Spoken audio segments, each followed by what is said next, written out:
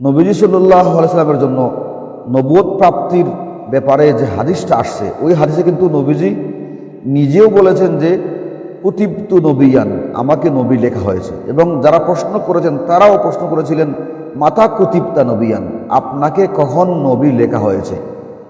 এখন মাতা কুতিবতা ও কুতিবতু, এই কিতাবত শব্দ থেকে কুতিবতা কুতিবতু শব্দ এসেছে, এবং এই লেখার অর্থটা কি আসে তা এই হাদিসে তো আমরা সুস্পষ্ট বুঝতে পারছি যে লেখার কথা আসলেই বোঝায় ভাগ্যে লেখার ব্যাপারটা।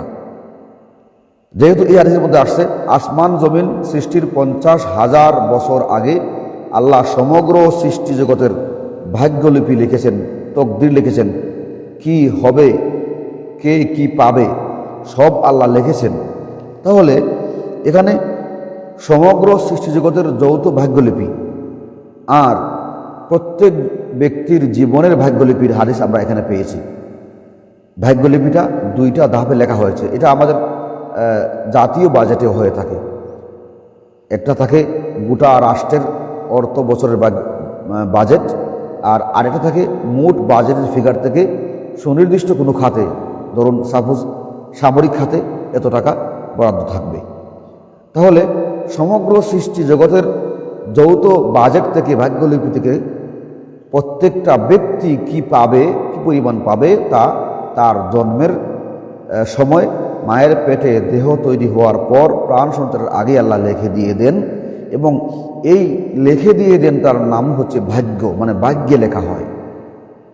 এখন যার ভাগ্যে লেখা হয় তাকে দিয়ে দেওয়া হয়, বিষয়টা কিন্তু এরকম নয়।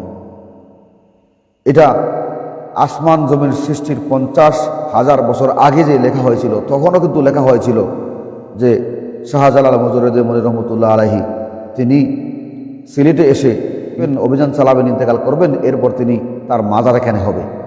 এটা কিন্তু ওই ভাগ্যলিপির সমগ্র সৃষ্টি জগতের ভাগ্যলিপি লেখার যে হাদিসটা আসছে, এই হাদিসের আলোকে কিন্তু এই কথাটাও আসে। যেহেতু সমগ্র সৃষ্টি ভাগ্য লেখা হয়ে গিয়েছে, কার কবর কোথায় হবে সেটা লেখা হয়ে গিয়েছে, তাহলে হযরত শাহজালাল মজরুদ্দে রহমতুল্লাহ আলাইহি তিনিও সমগ্র সৃষ্টির ভিতরে একজন কিনা। যদি তিনি হয়ে থাকেন তাহলে অবশ্যই তার এই যে হাদিসের মধ্যে আছে মাজজাহি, তার কবর কোথায় হবে, এটা লেখা হয়ে গিয়েছে। তাহলে আমরা সমগ্র সৃষ্টি জগতের যৌথ ভাগ্যলিপির যে হাদিসটা পাইলাম, এই হাদিসের আলোকে আমরা বলতে পারবো কি যে আসমান জমির সৃষ্টির 50,000 বছর আগেই শাহজালাল মজরুদ্দে মনির রহমতুল্লাহ আলাইহির মাজার ছিল সিলেটে? এটা বলতে পারবো আমরা? না, আমরা এটা বলতে পারবো না। কেন? কারণ এটা বাস্তবতায় আসেনি। সিলেটে হযরত শাহজালাল রহমতুল্লাহ আলাইহির মাজার, এটা বাস্তবতায় আসেনি। তখন যখন থেকে এসেছে তখন থেকে আমরা বলতে পারছি যে তিনি এসেছেন, ইন্তেকাল করেছেন, মাজার হয়েছে। কিন্তু আমরা যদিও তিনি যে ইন্তেকাল করবেন, মাজার সিলেটে হবে, এই কথাটা হাদিসের ভাষ্য মোতাবেক পাওয়া যাচ্ছে যে এটা ফয়সালা হয়ে গিয়েছিল আসমান জমিন সৃষ্টির 50,000 বছর আগে। আসমান জমিন সৃষ্টির 50,000 বছর আগে যদি এটা ফয়সালা হয়ে গিয়েছিল, তাহলে আমাদের তো বলা উচিত ছিল যে আসমান জমিন সৃষ্টির 50,000 বছর আগে থেকেই শাহজালাল রহমতুল্লাহ আলাইহির মাজার সিলেটে ছিল। কেন আমরা এটা বলবো?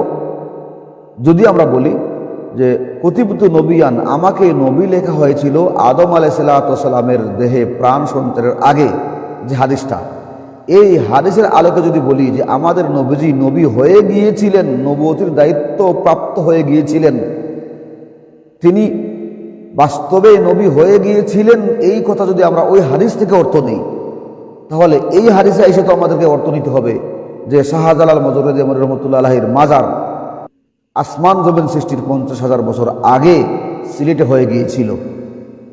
এটা যদি অবান্তর হয়, এটা যদি অবাস্তব হয়, হাদিসের ভাষ্যের সাথে যদি তার মিল না থাকে, এটা যদি মূল মতলব না হয় থাকে, তকদিরের এই হাদিসে আসমান জমিন সৃষ্টির 50,000 বছর আগে সমগ্র সৃষ্টি জগতের ভাগ্য লেখা হয়েছে, প্রত্যেকের কবর কোথায় হবে সেটা লেখা হয়েছে, এটা যদি এই আলোকে যদি আমরা বলতে পারি যে না, কবর যখন হয়েছে তখন থেকে হয়েছে, একেবারে আসমান জমিন সৃষ্টির 50,000 বছর আগে শাহজালালের কবর সিলেটে ছিল এ কথা বলতে পারি না, তাহলে একইভাবে আমরা আদম আলাইহিস সালামের দেহে প্রাণ সঞ্চারের আগে আমাদের নবীজি নবী হয়ে গিয়েছিলেন এই কথাটা বলতে পারি না, হাদিসের পাশের কারণে, আমাদের কারণে নয় যে আমরা নবীর ভালোবাসা না এই কারণে বলছি, নবীজির ইজ্জত কমাবার জন্য বলছি, সম্মান কমাবার জন্য বলছি।